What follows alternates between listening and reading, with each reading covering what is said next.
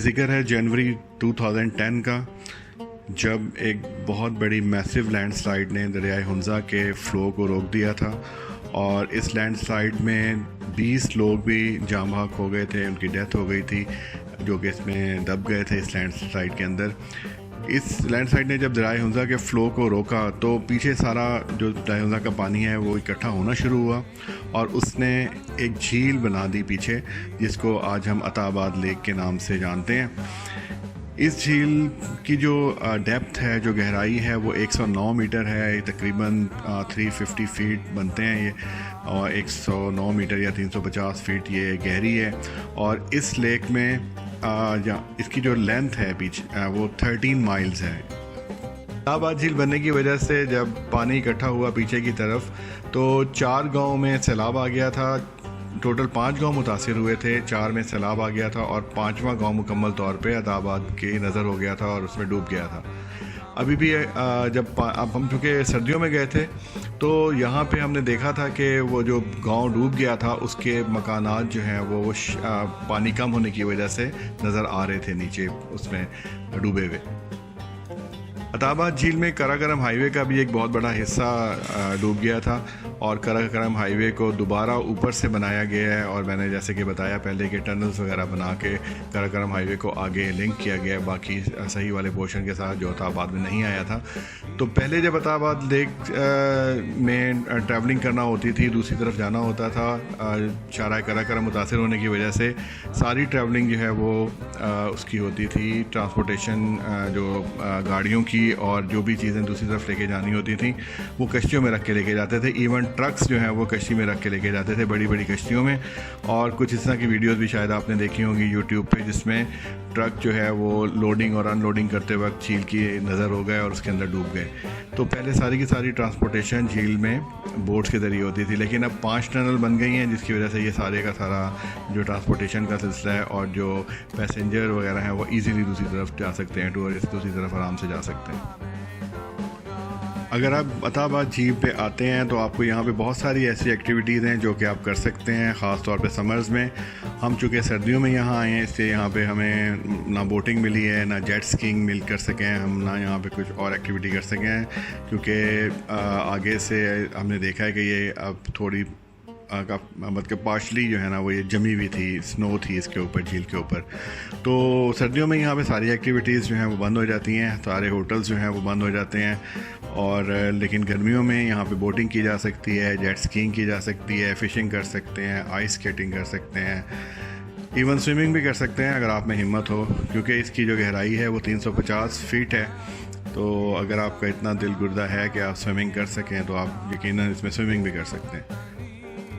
Attabad lake एक इतनी खूबसूरत जगह है कि यहाँ पे जब बंदा आता है तो अक्सर लोगों का दिल करता है कि यहाँ पे रुका जाए और नाइट स्पेंड की जाए और बॉनफायर किया जाए। तो पहले तो यहाँ पे ऐसे इंतज़ाम नहीं थे, लेकिन अब यहाँ काफ़ी होटल्स बन गए जो जिनमें से कुछ बहुत महंगे होटल भी हैं और अब जो उसके बाद कुछ और होटल्स भी बन गए हैं जिनके रेट नॉर्मल हैं, वहाँ पे ठहरा जा सकता है। यहाँ पे हट्स अवेलेबल हैं, वहाँ पे ठहरा जा सकता है, इग्लू अवेलेबल हैं, वहाँ उनमें भी ठहर सकते हैं और आप अपनी कैंपिंग भी कर सकते हैं, अपने टेंट्स लगा के भी ठहर सकते हैं। तो यहाँ पे ठहरना एक बहुत एक्साइटिंग किस्म का एक्सपीरियंस होता है। रात को आप बॉनफायर कर सकते हैं और जब फुल मून होता है, मतलब फुल मून नाइट होती है, तो अताबाद लेक जो है वो बिल्कुल एक क्रिस्टल की तरह से चमक रही होती है उस फुल मून नाइट में। तो यहाँ पे रात को भी बहुत एंजॉय किया जा सकता है। अब यहाँ पे इंतज़ामात ऐसे हैं कि आप स्टे भी कर सकते हैं।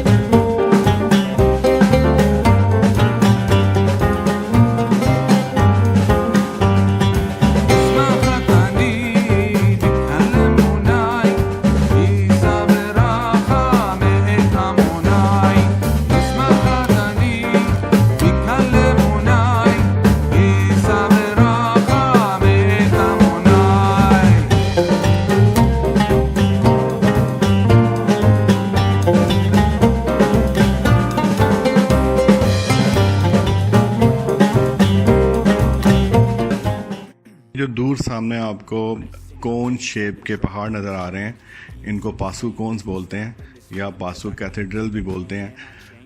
इनको पासू कोन का नाम इसलिए दिया गया है क्योंकि बिल्कुल कोन की शेप के हैं। पासू कोन की जो हाइट है, जो एल्टीट्यूड है इसका, वो 6106 मीटर है और ये तकरीबन 20,150 फीट बनते हैं सी लेवल से। और पासू कोन्स जो है इनको हॉट माउंटेन्स भी कहा जाता है क्योंकि इसके ऊपर स्नो जो है वो ठहरती नहीं है। ये इतनी शार्प किस्म के इनके एजेस हैं कि इनके ऊपर स्नो नहीं ठहरती, ज़्यादा देर तक नहीं रुकती स्नो इन पे, और इस वजह से इनको हॉट माउंटेन्स भी बोला जाता है। पासू कोन्स में जो सबसे ऊंची माउंटेन है उसको पासू सर बोलते हैं और उसकी जो हाइट है वो 7478 मीटर है और ये तकरीबन 24,677 बनते हैं, 24,677 बनते हैं।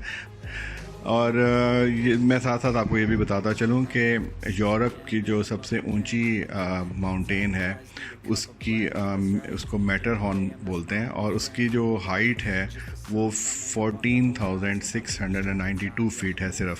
अब आप अंदाज़ा कर सकते हैं ये जो सिर्फ हमारी जो पासू कोन्स हैं वो तकरीबन double than that Europe mountain. I work hard each and every day. I get lost in the words I say. I don't push pause, no I push play. I won't stop till I make a change. I withdraw on the things I make. I turn flaws into flawless traits. I build tall, never capped in space. I won't stop till I hear him say, oh, oh, la la la la la la, la la la la la la, oh, oh.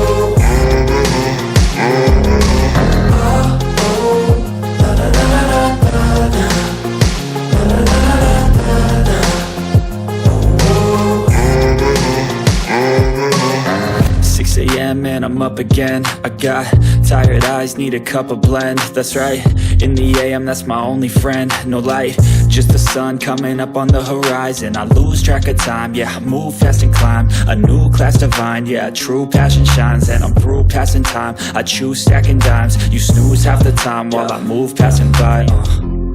I work hard each and every day. I get lost in the words I say. I don't push pause, no I push play. I won't stop till I make a change. I withdraw on the things I make. I turn flaws into flawless traits. I build tall, never capped in space. I won't stop till I hear him say, oh, oh.